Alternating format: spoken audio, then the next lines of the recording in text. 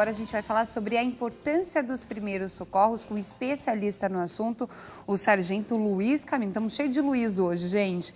Luiz Camino, muito boa tarde. Seja bem-vindo ao nosso programa. Obrigado pelo convite, Jéssica. Estou muito feliz de estar aqui com vocês e estou pronto para responder as suas perguntas. Vamos esclarecer várias dúvidas, porque primeiros socorros é importante, hein? Quem nunca passou ou viu alguém passando por uma dificuldade dessas, é importante a gente falar sobre isso.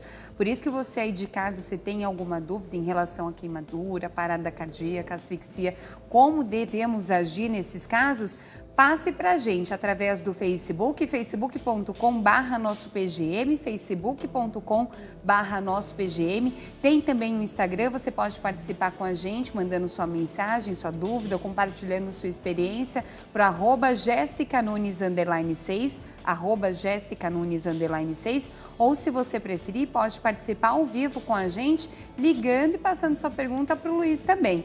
Telefone de contato é o 0 operadora 11 3337 5886, 3337 5886. Se você ficar com vergonha, não tem problema não, passa seu questionamento para a nossa produção que eles passam depois para a gente. Luiz, o número de ocorrências é grande em relação aos primeiros socorros? Nós temos, em média, hoje, por dia, 8.000 a 9.000 chamadas. Por dia? Por dia.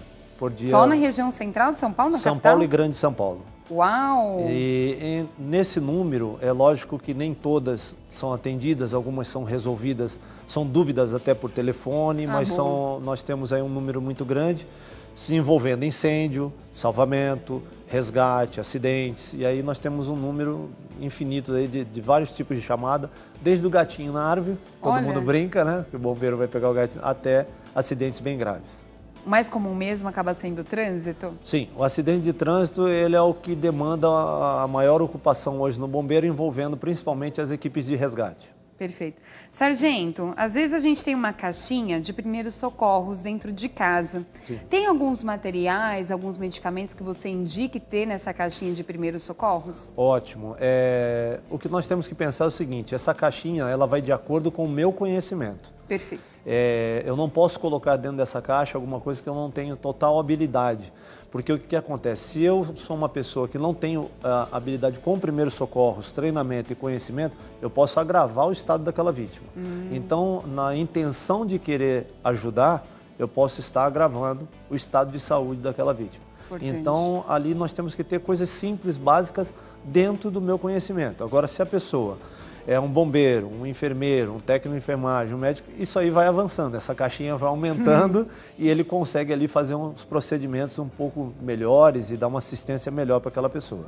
Perfeito. Sargento, a gente ouviu muito falar que os bombeiros falam, tenta ver os sinais vitais, ver se está tudo certo, mas as pessoas às vezes se confundem. Okay. O que são realmente esses sinais vitais?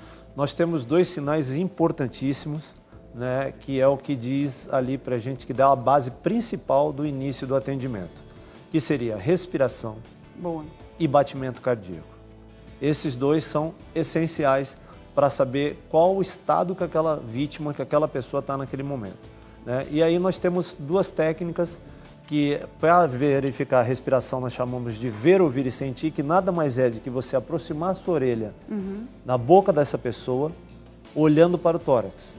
Então, a partir do momento que eu faço este movimento, eu vou sentir a respiração, né? Eu vou ouvir e vou ver se o tórax dela... Isso, exatamente. Por isso que ele se chama ver, ouvir e sentir. Boa, doutor. E a segunda seria exatamente a frequência cardíaca ou batimento cardíaco. E o melhor lugar para ver isso é na região carótida, onde com 2 dedos eu verifico se tem um batimento cardíaco. A maioria das pessoas se confundem, né? É verdade. Acha que no pulso. Isso. Então aqui, sargento, é só colocar aqui. Exatamente. É um pouquinho complexo. Na verdade, eu tenho uma musculatura e aqui é a região da cartilagem, que nós chamamos muito de gogó, né? É As verdade. pessoas falam gogó. E no meio um espaço foi exatamente onde você colocou aqui, ó, nesse vazio. Aqui eu tenho... dá para sentir melhor o batimento. É isso aí. Né? Dos dois lados, inclusive. Ela faz uma bifurcação, ela passa pelos dois lados e pelos dois lados eu verifico. Esses são os sinais principais que nós precisamos saber. Perfeito, sargento. Como que a gente deve proceder em caso de queimadura? Que é algo muito comum, principalmente em casa. Na rua também a gente sabe que, às vezes, acidentes acontecem. Qual o primeiro caso? Porque tem muita gente que acha, coloca na água, coloca na água. É realmente o recomendado? Sim, o mais recomendado seria água corrente. E somente água. Né? Porque provavelmente você não vai ter um soro fisiológico dentro da sua residência. O que você tem de mais fácil acesso e que realmente pode resolver aquele problema é água corrente. Porque a queimadura, assim como no incêndio, ela vai queimando não só a superfície, mas também em profundidade. E aí você está fazendo aquele resfriamento daquela queimadura. Tem que ser água gelada? Não, pode ser uma água natural, não tem problema. Natural, né? Não tem problema. É melhor para não dar aquele choque térmico, né? Isso, é isso mesmo. Uma água corrente, se você tiver condições de colocar embaixo da torneira, deixar aquela água correndo para resfriar aquela queimadura. Perfeito. Sargento, e no caso de queimaduras com agentes químicos? O processo é diferente? O que você indica? O processo é um pouco diferente porque eu preciso saber que reagente químico foi esse. Alguns reagentes químicos, eles podem reagir e piorar com a água. Então, ao invés de eu estar ajudando, eu vou estar agravando aquela situação. Então, eu preciso, primeira coisa, que agente químico foi esse? Boa. Esse agente químico pode ser colocado água? A maioria das vezes, os agentes químicos, ele tem no seu frasco, né, ele tem a recomendação. No rótulo aparece, é verdade. Isso, no rótulo aparece. E ali eu verifico, muitas vezes eu coloco, não ter contato com água. E aí eu não posso colocar água. Se não tiver essa restrição, eu faço o mesmo procedimento da queimadura comum. É importante procurar um pronto-socorro, um hospital, um médico, dependendo da situação, né? O mais rápido possível. É de imediato. Isso é um primeiro socorro. Se eu tenho ali próximo da minha residência um hospital, um atendimento rápido, evita essa perda, essa demora e encaminha essa pessoa o mais rápido possível para o hospital. Isso vale principalmente para os contatos desses agentes químicos nos olhos, que às vezes a gente tem mania de mexer com algum produto, coloca no olho, aí tem ardência, pode infeccionar. Melhor procurar também um pronto-socorro para ajudar nesse momento. E para os olhos, Jéssica, a gente tem um procedimento que a gente deve tomar cuidado, né? Perfeito. Como assim? Muitas pessoas, eu vou demonstrar aqui rapidamente, né? Sim. Se eu tenho uma queimadura química nesta região, eu não posso deitar para esse lado. Por quê? A partir do momento que eu deito, eu caio daqui e machuco o outro olho também que está bom. Olha que interessante. Né? Então, se eu estou jogando água neste sentido, ela vai escorrer e vai pegar o olho do outro lado que estava bom. Então, o que eu tenho que pensar? Sempre para fora, no sentido para fora. Nunca parei para pensar nisso, sargento. É isso mesmo. É verdade, porque às vezes o produto daqui pode passar para cá. Exatamente. É porque é a primeira reação que a gente tem, lava o olho. E já que é esse, a gente tem costume de fazer assim. A gente deita e é o contrário. Eu vou deitar para esse sentido, para que o produto caia para fora e não faça nenhuma lesão no olho que está bom. Boa, sargento. E qual a primeira coisa a fazer em caso de um acidente em via pública? Quem nunca viu um acidente, né? Principalmente quem mora em São Paulo. Então, a gente às vezes fica sem reação. Será que eu vou socorrer? Será que eu não socorro? O que eu faço? Isso é um ponto importante. Uma das coisas que eu queria dar uma pequena dica aqui, nem todo mundo tem aptidão para ser um socorrista. Nem todo mundo que chega numa cena, às vezes, que assusta, tem estômago, digamos assim, para se deparar com aquela situação e tentar ajudar de uma forma... Tem pessoas que passam mal ao ver aquela situação. Eu passo mal, não consigo. Não tem problema, é bom você saber isso. Então aqui vai uma dica para os telespectadores seu, né? Se você tem consciência disso, a melhor coisa é se afastar e ligar para o Corpo de Bombeiros ou para o SAMU, né? Que seria 193 o Corpo de Bombeiros, 192 o telefone do SAMU. Você já está ajudando. Fazendo isso, você já está ajudando. O problema é você querer chegar, ajudar e passar mal também. Aí nós não temos mais uma vítima, nós temos duas. Perfeito. Então, no caso de acidente, a primeira coisa é você também se proteger. Nós temos visto algumas situações onde as pessoas param para querer ajudar no meio de uma avenida, no meio de uma estrada, e são às vezes atropeladas e bate no veículo e aí o acidente ele se torna maior. A primeira coisa, eu preciso me proteger.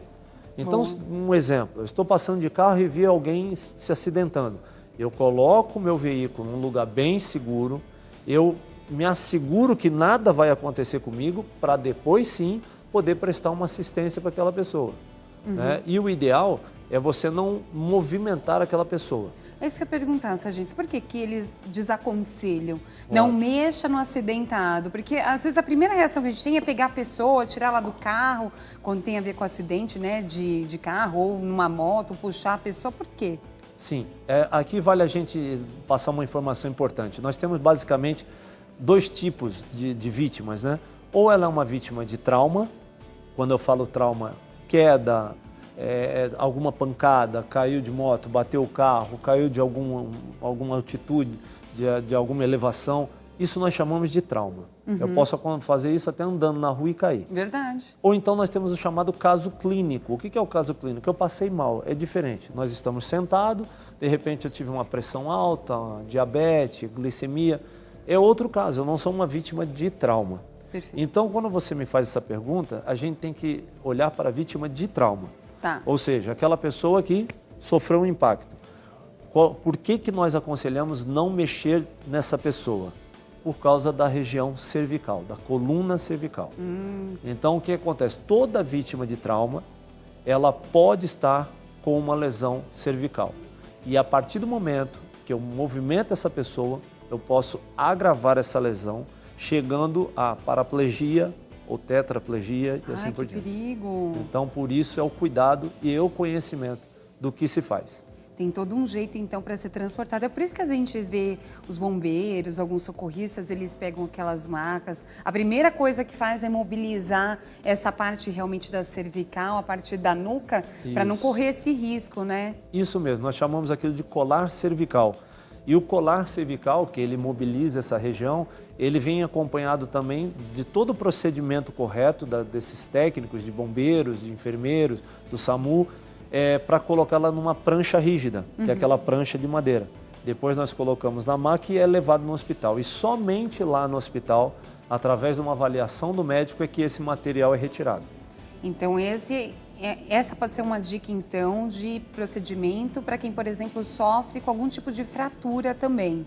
Também. Porque, às vezes, a gente vê alguma pessoa que se acidentou, algumas fraturas são até, ai meu Deus, são até expostas, mas você percebe, às vezes, o movimento da perna. Melhor deixar imobilizado, não mexa. A questão da fratura pode acontecer através de um trauma, de queda, de acidente, ou às vezes não.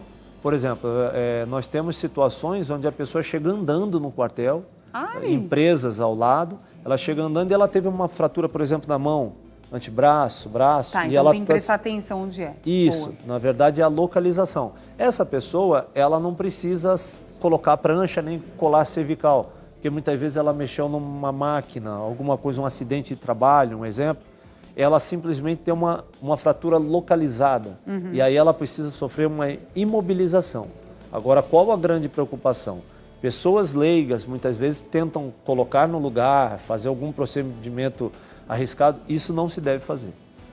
Precisa de um profissional que tenha o conhecimento para saber que tipo de imobilização vai ser feita e depois sim ser levado para o hospital. Achei super importante. Você sabe que eu tenho um primo, sargento, que ele é assim, teve uma vez que o ombro do nosso tio saiu do lugar, ele, deixa aqui que eu coloco. Eu falei, não faça isso. Isso mesmo. Pode parecer algo muito simples, mas dependendo da atitude que você tomar em reação a isso, pode ter uma ação muito mais negativa, uma consequência muito pior. É isso então, mesmo. Então não se envolva, nada como um profissional. Sargento, como que a gente deve proceder no caso de uma hemorragia? Também é algo comum. É verdade. Quando você fala em hemorragia, nós temos diferentes formas, na verdade, tamanhos de hemorragia. O que seria exatamente a localização dessa hemorragia? Nós temos desde uma hemorragia muito simples até uma hemorragia muito grave, que são as chamadas hemorragias internas. Então, nós dividimos basicamente hemorragia externa, ou seja, onde você está vendo o sangue, e hemorragia interna, que muitas vezes você não está vendo. E ela se torna bastante grave. Essa é a mais perigosa, né, doutor? Essa é uma das mais perigosas, né? Até porque a maioria das vezes você precisa de um ato cirúrgico. Você precisa dessa pessoa num hospital e lá um médico, aquele profissional vai fazer toda uma avaliação e provavelmente essa pessoa vai recorrer a um ato cirúrgico. Então ela é muito mais grave. Nesse caso de uma hemorragia interna, existem alguns sinais e sintomas que demonstram uma sudorese, ou seja, suor gelado, a palidez da pele, a palidez da mucosa, o sangue meio que... Por quê? O sangue está escorrendo numa parte onde não deveria. Então ela está tendo uma chamada hemorragia interna. Sabe o que eu já vi, sargento? Teve uma vez que eu vi uma pessoa que sofreu um acidente. Certo. Ela era uma conhecida. Ela teve hemorragia interna, à noite a gente percebeu que a barriga dela foi inchando, a gente foi socorrer essa pessoa, estava com outra pessoa. A gente foi socorrer, a barriga dela foi inchando. Então esse já foi um sinal. Quando a gente levou ela no hospital, porque bateu o carro, falou assim, ah, não, mas eu tô bem, não preciso ir pro hospital. Tá bom, então vamos para casa, né? Todo mundo meio besta, porque devia ter levado, a gente sabe que tá errado. Depois, foi passando o tempo, foi inchando. Sim. E aí foi descobrir que ela estava com hemorragia interna. O médico falou, olha, se fosse por mais um tempinho, ela já não estava mais entre a gente, não. Na verdade, ela teve a sorte porque a lesão dela provavelmente era pequena, bem pequena. E aí houve um extravasamento do sangue naquela região, é como se fosse um encanamento furado, digamos assim. Sim. E aí o sangue foi saindo devagarzinho e vai causando esse edema, esse inchaço que você falou. Ao mesmo tempo que os órgãos vitais dela vão começando a entrar em falência, porque nós precisamos de sangue. A oxigenação também diminui, porque o sangue está diminuindo também. E aí vai se agravando a ponto dela entrar numa parada cardíaca e depois pode chegar a vir a óbito. Ai, que perigo. Então o perigo é muito grande da hemorragia interna. Não faça assim, tá, gente? Tem que ir no médico, ver direitinho. E o que a gente vê muito comum também, principalmente nessas mais aparentes, uma hemorragia mais aparente, é a pessoa querer estancar. Sim. Marrar, isso está certo ou não? Pode ser prejudicial? Nós temos também, para a hemorragia externa, algumas técnicas. E elas vão aumentando, piorando se a hemorragia for agravando. A primeira dela é se tampar, ou chamada antigamente de tamponamento, que é essa que você falou, onde eu devo ter um pano limpo, algo que não esteja totalmente danificado, sujo, ou na minha casa, se eu tiver uma gaze, eu coloco em cima daquele ferimento. Para conter aquela hemorragia. E o ideal é que eu não, se por acaso continuar mais um pouquinho o sangramento, é não tirar e colocar outro. Perfeito. Eu tenho que deixar e colocar o outro por cima. Porque a partir do momento que ele está estancando e eu puxo, ele volta com força total. Ele volta muito sangramento de novo. Então, se eu tenho uma pequena gaze, coloquei em cima, tamponei, e ela continua sangrando, eu pego outro pedaço e coloco em cima dessa que já está. Perfeito. Certo? Boa dica, sargento. E uma segunda situação, se o sangramento continuar bastante, é aí levar ao local, desde que haja condições para isso. Então vamos lá, se é na região da mão, eu sofri um corte, se eu levantar a mão e for para o hospital assim, o sangue demora mais para chegar na mão. E com isso eu diminuo essa hemorragia também. Eu ajudo a diminuir a hemorragia. Então eu faço elevação, volto a repetir, desde que haja condição. Então, por exemplo, se eu tenho uma vítima, uma queda de moto, uma hemorragia... traumatismo, por exemplo. Traumatismo, uma série de lesões no braço, eu não posso ficar mexendo. Então eu só vou fazer o tamponamento e levar essa vítima para o hospital, tá? Desde que haja condição de movimentação. E parada cardíaca, sargento? O que a gente pode fazer? Como que a gente pode socorrer a vítima? Você sabe que eu sou um defensor de ter aulas de primeiros socorros na escola, né? Boa. Eu acho que isso salvaria a vida de muitas pessoas seriam salvas, porque se nós tivéssemos a matéria de primeiros socorros ensinada, inclusive, desde criança, nas escolas, né? E com isso, nós salvaríamos muitas pessoas. Qual o problema da parada cardiorrespiratória ou parada cardíaca? Né? Na verdade, é conhecida mais como PCR, parada cardiorrespiratória. Lembra que eu te falei no começo que os dois sinais mais importantes são a frequência cardíaca e a respiração? Perfeito. A parada cardiorrespiratória, ela parou os dois principais. Ela parou o seu coração e ela parou de respirar. Se eu faço isso, eu estou caminhando para o óbito, né? Ou seja, essa pessoa pode morrer.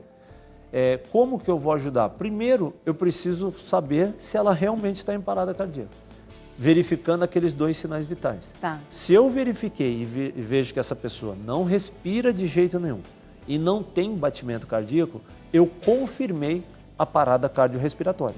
E aí eu preciso fazer um procedimento. Esse procedimento, durante muitos anos, e a maioria das pessoas ainda chamam assim, chamam de boca a boca. Isso que eu ia perguntar, respiração boca a boca, né? Isso, eu tenho que fazer uma respiração boca a boca. Então aqui vai uma grande dica para o seu pessoal. nós não fazemos mais boca a boca. O que é isso? O nome boca a boca vem exatamente daquela cena onde a pessoa coloca a boca na outra pessoa. Né? E devido a doenças graves que podem ser transmitidas, e através de um estudo da Associação Americana do Coração, American Heart Association, eles verificaram que apenas a massagem cardíaca é suficiente para tentar salvar a vida dessa pessoa. Boa. Massagem cardíaca é aquela que a gente coloca entre os peito e pressiona. Muito bem, é isso aí. Agora nós vamos ensinar como que essa pessoa faz, tá bom? É muito simples, bem básico. Aonde vai a localização? Então eu vou mostrar aqui para vocês onde vai essa localização, tá? Tá, quero aprender também. Você faz praticamente uma cruz aqui na região do tórax, tá? Aqui. Exatamente. Então eu vou pegar a ponta dos mamilos e uma no meio. Tá bom. Quando eu fizer essa cruz, no meio da cruz é exatamente onde eu vou colocar minha mão. Tá? Interessante. Então, nessa região aqui do tórax, eu faço uma cruz, ok? E a mão vai no meio dessa cruz. Mas qual é o posicionamento da mão correta? Vamos lá. A mão mais forte eu estico. É a minha direita. Ok, então a sua direita. O braço totalmente esticado. Tá? E a esquerda, eu envolvo ela. Eu entrelaço os dedos e puxo para trás. Bacana, a gente esse é o posicionamento correto. Nossa. Tá? Os dois braços completamente esticados. Eles não podem se curvar. Eles ficam completamente esticados. Então a mão direita, que é a minha, mais forte que nem a sua. Sim. Tá? Eu envolvo a mão e puxo para trás. Ok? E com isso eu estico essa região. Nossa, essa é a região que eu vou fazer a massagem. E vai assim. Isso. E você fez a forma correta. Por quê? Eu uso o meu corpo para o movimento da massagem. E não... Não é flexionando, né? Isso, não é uma flexão de braço. Olha, gente, acho que eu daria uma ótima bombeira, hein? Aquela parece. E porque a flexão de braço você não vai aguentar muito tempo.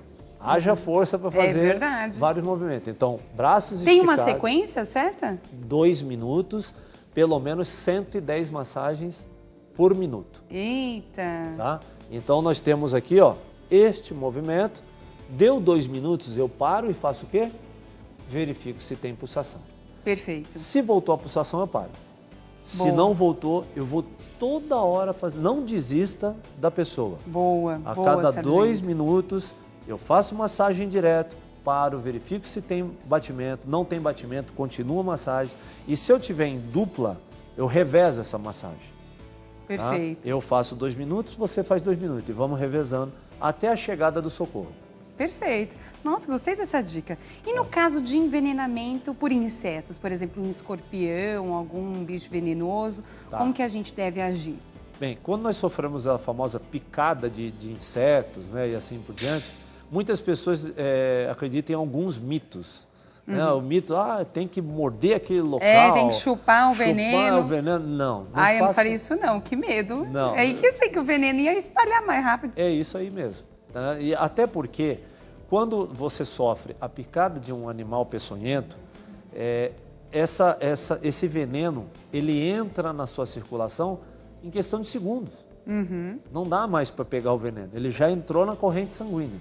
Então, o ideal é acalmar a vítima e levar para o hospital apenas. Boa. Não tem muita coisa a se fazer.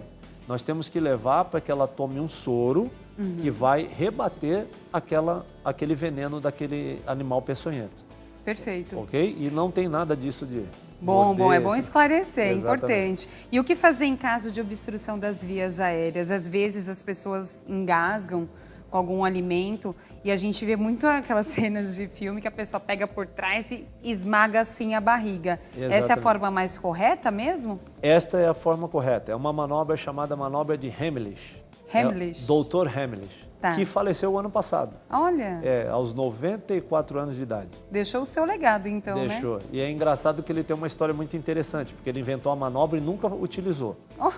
Aos 94 anos de idade, ele estava já num asilo fazia um tempo, e aí uma senhora se engasgou e ele utilizou. Olha. 3 meses depois, ele veio a falecer. Nossa, pelo menos salvou, então. Salvou uma senhora dentro do asilo. E a manobra é exatamente essa que você falou.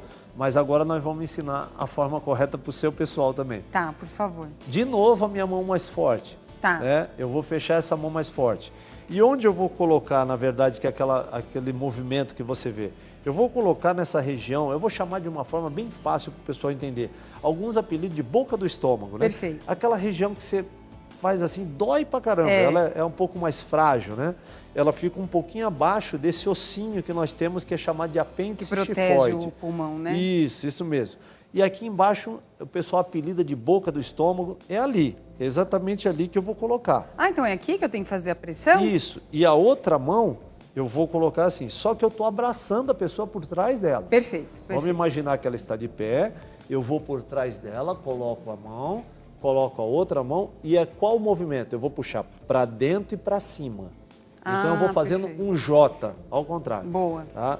Este é o movimento. Então eu estou forçando para dentro e para cima.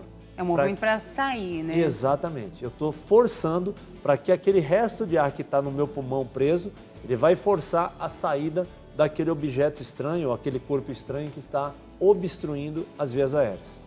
Nossa, sargento, muito obrigada, viu? Infelizmente o nosso tempo acabou, mas ótimo. A gente aprendeu muito aqui. Muito obrigado. Eu acho que deveria realmente ter essas aulas nas escolas, porque daria para salvar muito mais vidas do que normalmente a gente consegue, principalmente vocês do Corpo de Bombeiro conseguem fazer. Obrigado. E você que está interessado pode pegar outras dicas também no site, você pode pegar várias informações no site do Sargento Luiz Camino, ele também é palestrante, fala muito sobre isso, pode em várias escolas também ajudar as crianças, independente da idade, é importante fazer esse alerta. Anota aí então o contato, é o www.obombeiropalestrante.com.br www.obombeiropalestrante.com.br. Tem o telefone de contato também, você pode entrar em contato com ele através do telefone 97442 7013, 97442 7013, o código de acesso é o 11, tá aí na sua tela. Infelizmente o nosso tempo acabou, muito obrigada, viu, sargento? Eu que agradeço. Volte quando quiser no nosso programa, será sempre muito bem-vindo. Muito obrigado e contem com o Corpo de Bombeiros. Isso mesmo.